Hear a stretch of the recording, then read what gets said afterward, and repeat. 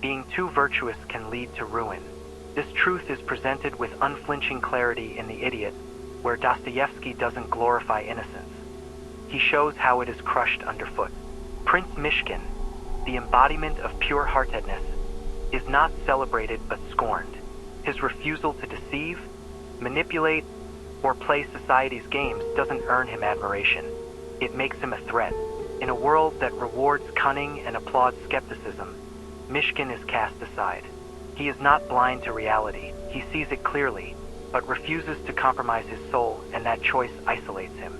If being virtuous leads to destruction, then perhaps the real question is not whether Myshkin is wrong, but whether the world is. The Idiot is not just the story of one man. It is an unforgiving reflection of the society that surrounds him. Dostoevsky did not write to reassure. His work pierces the psyche like a blade, opening the wounds we work so hard to conceal. He did not aim to comfort the reader, but to confront them with the gravity of existence, with its moral tensions and spiritual decay. Rather than offering fairy tale redemption, Dostoevsky presents a disturbing portrayal of reality. Unlike authors who aim to solve problems or offer uplifting takeaways, he exposes the deep, unanswered questions that lie beneath the surface. This is why his work remains so potent. It doesn't allow for easy conclusions.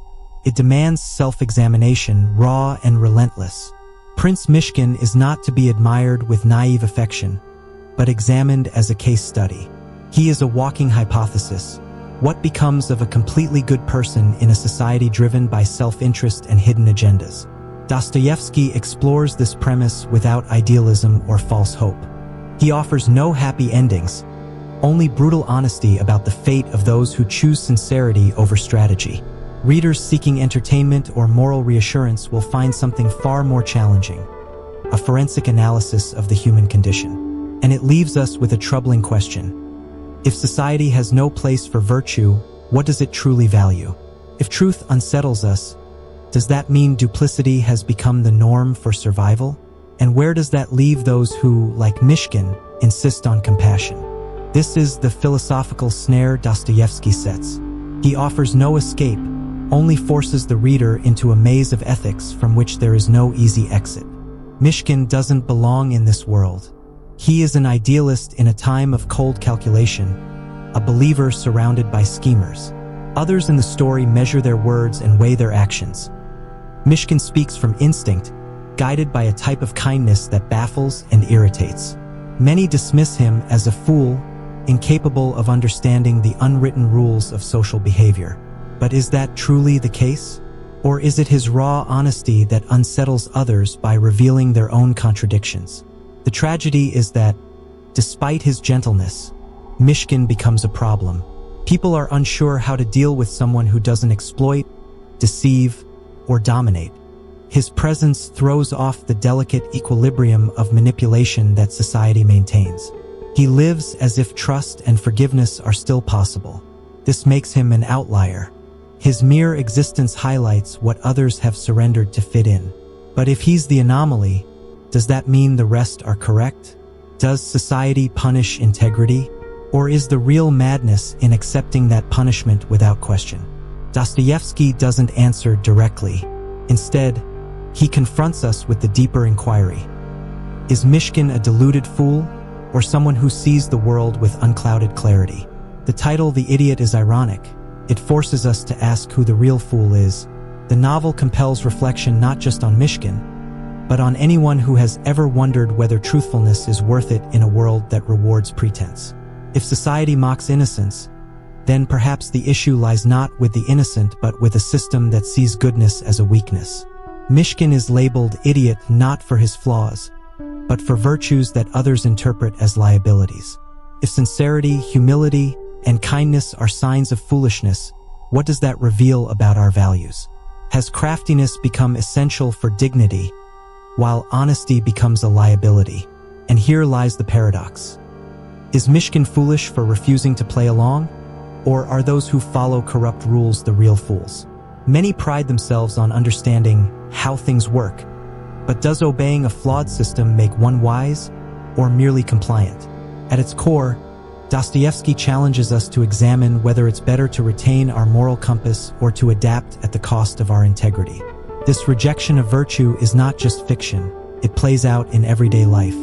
In careers, relationships, and politics, those who refuse to manipulate often find themselves dismissed. So we must ask, is decency a flaw or a silent act of rebellion? What makes Myshkin so disruptive is that his existence is a mirror. He doesn't just challenge societal norms, he forces others to face themselves. And most people do not want to do that.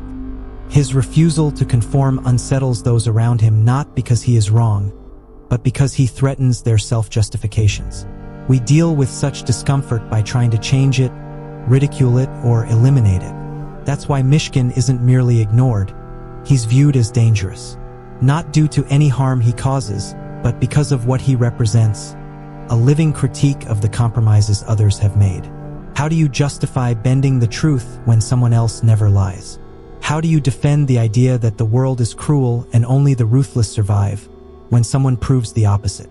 For many, the only solution is to dismiss Myshkin, not to correct him, but to silence the questions he provokes. This dynamic extends far beyond literature. In everyday life, kindness is often mistaken for weakness. Vulnerability is a risk that invites attack. The problem isn't purity, it's the discomfort it causes in a world built on defense mechanisms. Myshkin cannot succeed because if he were right, the entire structure of modern life would be invalidated. And those invested in that structure can't afford to admit it. His defeat isn't just personal, it's systemic. So what are the alternatives? Should one betray themselves to fit in, or maintain their values even if it means solitude? This is where history enters. The Idiot was born in a turbulent era. Dostoevsky wrote in a Russia torn between fading traditions and radical change. Faith clashed with nihilism, aristocracy with revolution. Myshkin is born of this chaos, an echo of spiritual ideals in a time that had begun to reject them. He doesn't belong to either the past or the future. He's out of place, an unsettling figure in a society that's unsure of its direction. In this way, his personal journey reflects a collective struggle. The Russian people were at a crossroads, unsure whether to preserve their identity or reshape it entirely. This existential unease wasn't unique to Russia. All societies in transition face similar crises, whether during the rise of industry, the fall of monarchies, or the birth of capitalism. In times of upheaval, those who refuse to adapt are left behind. Dostoevsky gave flesh to this feeling through Myshkin, a man who doesn't fit, who resists the tide. This is one reason the novel remains powerful today. Our age, too, is filled with shifting values and uncertain futures. And just like in the past, those who can't or won't conform are marginalized. Dostoevsky had a gift for entering the minds of his characters and mapping not just social dilemmas, but psychological ones. Long before psychoanalysis existed, he explored the unconscious, the fears, contradictions, and drives that define human behavior. His characters are not symbols, they are complex, conflicted individuals. Myshkin's goodness is not strategic. It springs from instinct, not reason, even when it costs him dearly. This is what makes Dostoevsky's work endure. He didn't just narrate events. He probed the souls of his characters. His writing anticipated many insights later found in psychology. Both Freud and Jung admired his depth. Jung, especially, saw in him a unique ability to depict the interplay between inner worlds and social structures. For Myshkin, that interplay is crucial. He is not simply kind in the abstract. His kindness is radical because it collides with a world that sees it as incomprehensible. His choices, thoughts, and pain are inseparable from the context in which he lives. His story reminds us that human nature is shaped by its time, its rules, its illusions. And so we return to the question, what happens to someone who refuses to compromise? Myshkin's downfall is not a result of wrongdoing. It is society's response to his unyielding goodness. In a world where survival depends on scheming and subtle cruelty, a man who won't bend becomes a liability. What's more, his presence makes others uncomfortable. Not because he threatens them with action, but because he challenges them by simply existing. He doesn't offer favors or status. He offers no leverage.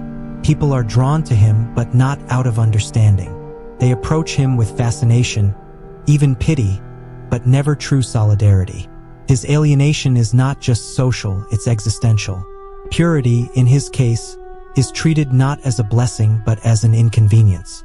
This dynamic is all too familiar. In business, in friendships, in politics, transparency is rarely rewarded. Most people learn early to adapt. Those who don't are left vulnerable. Myshkin's tragedy is timeless. It's the story of anyone whose sincerity becomes their undoing. And it asks a final, lingering question. In a world where masks are the norm, is refusing to wear one the ultimate act of madness or the last act of sanity?